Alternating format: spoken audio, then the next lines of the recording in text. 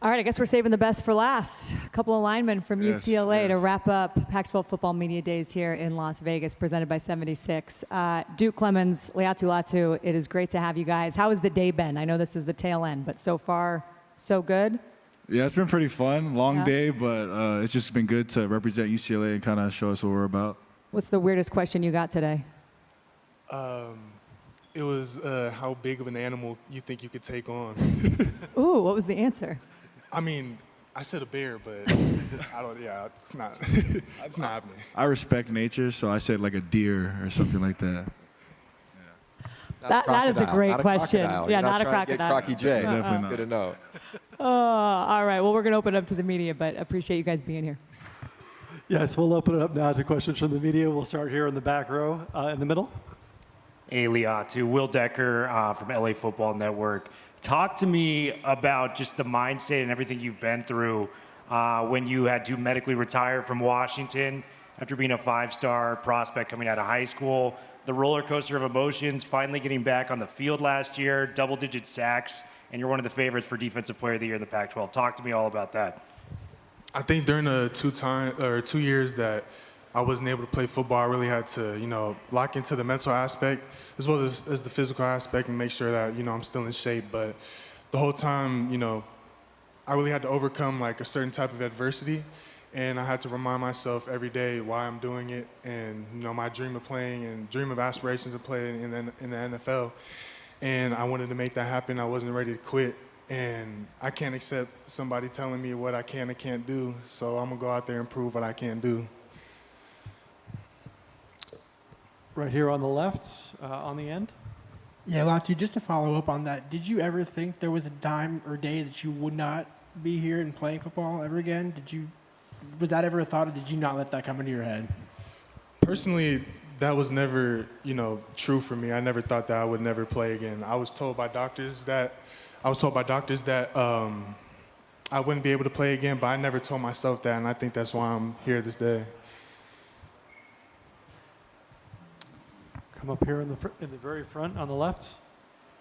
Kenneth Berry, Touchdowns and Tanders Network.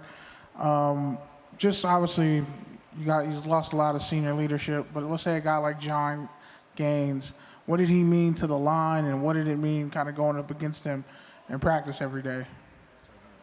Oh, to me? You're asking me? Oh, yeah. I think that, me, Duke, as well as a couple other teammates on our team really had to step into that leadership role, which is not natural to a lot of people, but, the team definitely needs it. Our team definitely needs it. We're a young team, and I think that we've stepped into that role, pretty well for everybody.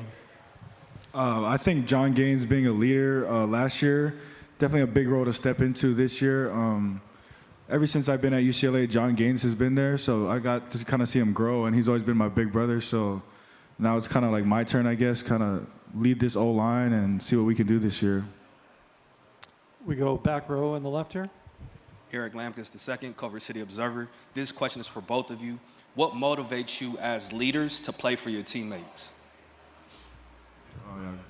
Something that motivates me is just the accountability factor. Just they rely on me to do my job, and I take that to heart, and that's my responsibility as a player, and that's also part of the reason why I kind of play this game, to help each other out.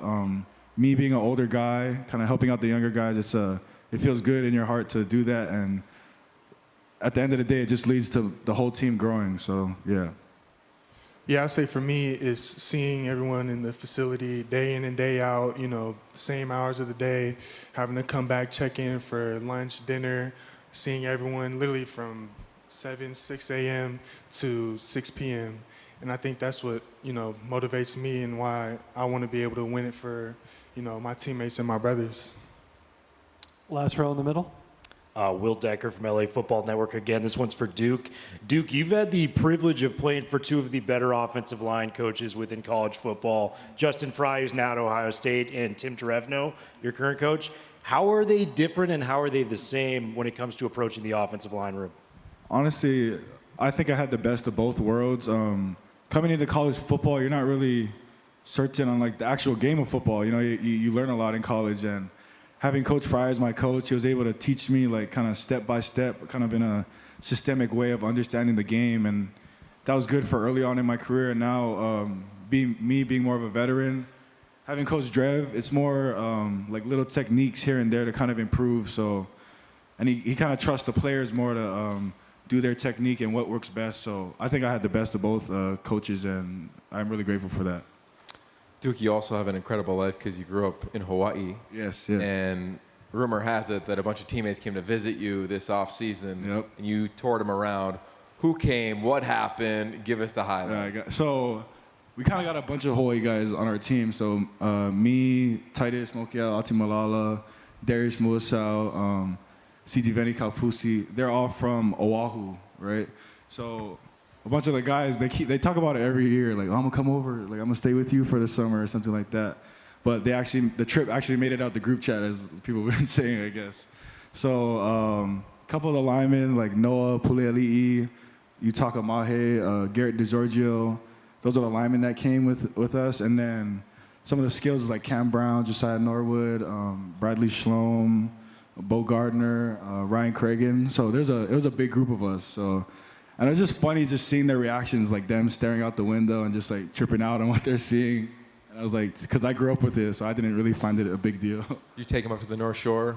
Oh yeah, we did that whole thing. Went the scenic route up the coast. Took them to PCC actually. Got to see some of the culture. Yeah. Jump off Waimea? Oh, I don't know. They weren't ready for that. No, they weren't ready for that. Okay, yeah. Okay. I love that. Laiatu, I recall you, as you were coming back from injury, you'd be practicing, but it was basically like non-contact. And just watching you practice, it felt like you wanted to be in like 9-on-7, 11-on-11 so badly. Like, how did you manage your mental health in those times when you were so close to this dream, but it was still uncertain if you could achieve it? Yeah, it was a hard time, not being able to be a part of the physical aspect, and when offense and defense went against each other, and I was longing for that so much. But what helped me through that was just being with my teammates, being able to go back to the locker room with them, be with this dude, just kick it like normal, and to know that I'll be back one day. When you guys think about what your goals are for this year, you're coming off a 9-win season, and it's clear that what the build has been and 2 veteran guys. What is your expectation? What are the goals within the walls of that program for this year?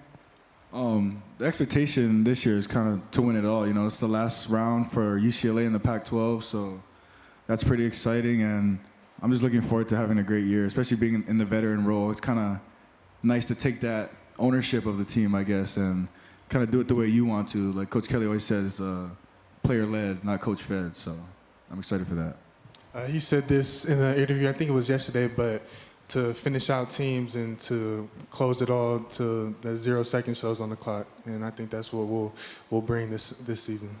Love it. Well, we're looking forward to watching you guys. Coastal Carolina, September 2nd. I got to say, we'll get the road show there. We've got a feature with Crocky J. We'll have you and a deer, you and a bear. I'm sure we can get this all signed off. And we're going to Hawaii. Through the right? NCAA, and then we'll go to Hawaii and close it out. Please. It'll be a great season.